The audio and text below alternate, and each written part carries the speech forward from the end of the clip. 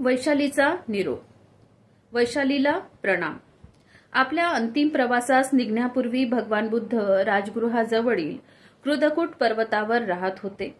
तिथे काही काळ वास्तव्य केल्यानंतर ते म्हणाले, आनंद, चल आपण अंबलिठेकेला जाऊया. जशी आपली आज्ञा. आनंद संमतीदर्शक स्वरात म्हणाले. मोठा भिक्खू संघ सोबत घेऊन ते अंबलिठेकेकडे गेले. काही काळ अंबलिठेकेला वास्तव्य करून ते नालंदाला गेले. नालंदाहून ते मगध देशाची राजधानी असलेल्या पाटलीग्रामास गेले.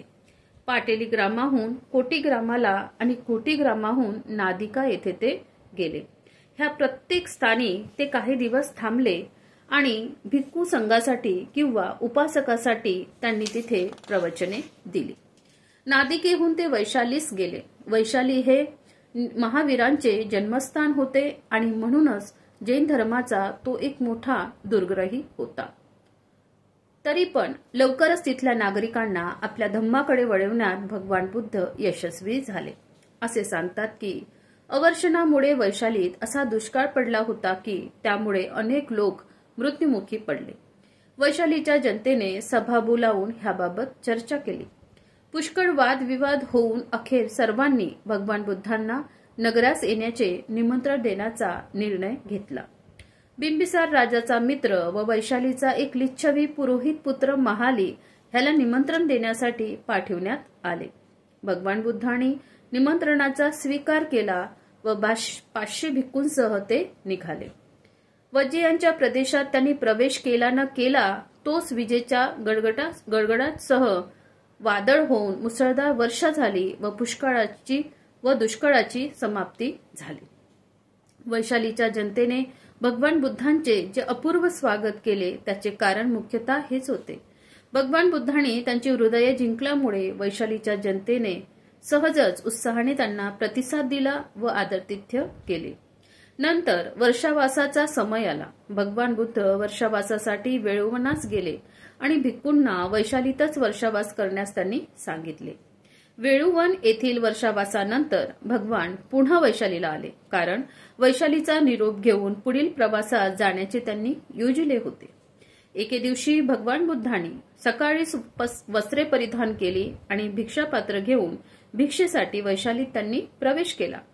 भिक्षाटनानंतर त्यांनी भोजन केले आणि वैशालीकडे एखाद्या गजराजाप्रमाणे दृष्टिक्षेप टाकून त्यांनी आनंदास सांगितले, आनंदा, वैशालीची ही माझी अखेरची दृष्टीभेट आहे. असे म्हणून त्यांनी वैशालीजनांचा निरोप घेतला. त्या पुरातन नगराच्या सीमेवर जेव्हा त्यांनी निरोप घेतला तेव्हा त्या लिच्छवीजनांना त्यांनी आपले भिक्षापात्र स्मृती म्हणून प्रदान केले. ही त्यांची वैशालीची अखेरची भेट होती. त्यानंतर वैशालीस ते पुन्हा गेले नाही. पावा येथे वास्तव्य. भगवान बुद्ध वैशालीहून भांडग्रामास गेले. भांडग्रामाहून हट्टीग्रामास व तेथून भोगनगरास ते गेले. भोगनगराहून ते पावा येथे गेले. पावा येथे भगवान बुद्ध चुंद नामक लोहाराच्या आम्रवनात वास्तवास राहिले. भगवान बुद्ध पावा येथे आले असून ते आपल्या आम्रवनात उतरले आहेत असे चुंदाने ऐकले. चुंद ग्रामवनात गेला आणि भगवंताच्या समीप जाऊन बसला. भगवानांनी त्याला धर्मोपदेश केला. ह्यामुळे आनंदित होऊन चुंद भगवानांना म्हणाला, उद्या माझ्या घरी भिक्खूंसह वर्तमान भगवंतांनी येऊन भोजन घेण्याची कृपा करावी. आणि भगवान बुद्धांनी मौनाने संमती दर्शवली. भगवंतांनी आपल्या आमंत्रणाचा स्वीकार केला हे जाणून चुंदाने तेथून प्रयाण केले. दुसऱ्या दिवशी चुंदाने आपल्या घरी खीर वगैरे मिष्टान्नाबरोबर सुकर मद्दवाचीही सिद्धता केली. तयारी होताच त्याने भगवंतांना कळवले, भगवान, वेळ झाली, भोजन तयार आहे. भगवंतांनी वस्त्रे परिधान केली आणि भिक्षापात्र घेऊन भिक्खूंसह वर्तमान ते चुंदाच्या घरी आले आणि त्याने सिद्ध केलेल्या भोजनास ग्रहण केले. भोजनानंतर भगवंतांनी चुंदास पुन्हा धर्मोपदेश केला आणि नंतर तेथून ते निघाले. चुंदाने सिद्ध केलेले भोजन भगवंतांना मानवले नाही. त्यामुळे त्यांना घोर आजार जडला. रक्ताच्या अतिसारामुळे त्यांना मरणाप्राय वेदना होऊ लागल्या.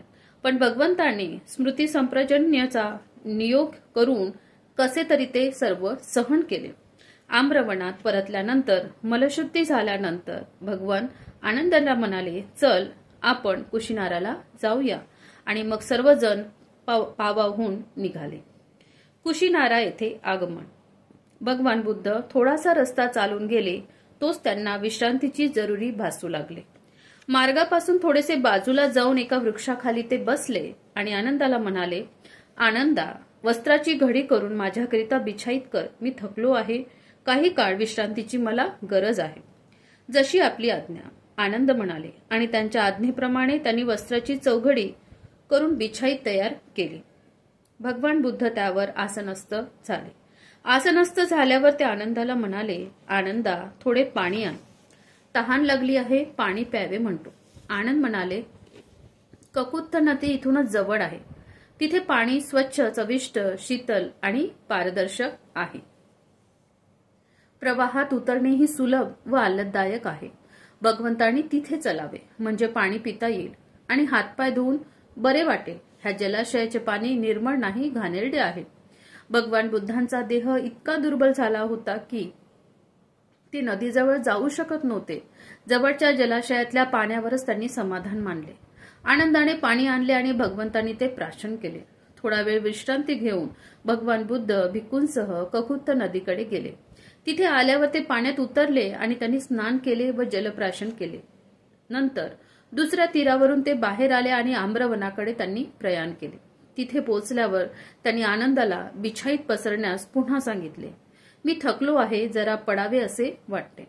त्यांच्या आज्ञेप्रमाणे वस्त्राच्या चौघडीची बिछाईत करण्यात आली आणि भगवान त्यावर विश्रांतीसाठी आडवे झाले. काही काळ विश्रांती घेतल्यानंतर भगवान उठून बसले आणि आनंदाला म्हणाले, आनंदा, आपण मल्लांच्या शालवनात जाऊया. हिरण्यवतीच्या दुसऱ्या तीरावर कुशिनाराचे ते उपवन आहे. आनंदाबरोबर ते तिथे जाऊन पोचले. आनंदाला पुन्हा म्हणाले, आनंदा, या दोन शालवृक्षाच्या मध्ये संगाटीची चौघडी करून बिछाईत कर. मी थकलो आहे, इथे पडावे असे वाटते. आनंदाने संगाटीची बिछाईत तयार केली आणि भगवान बुद्ध त्यावर जाऊन पहुडले.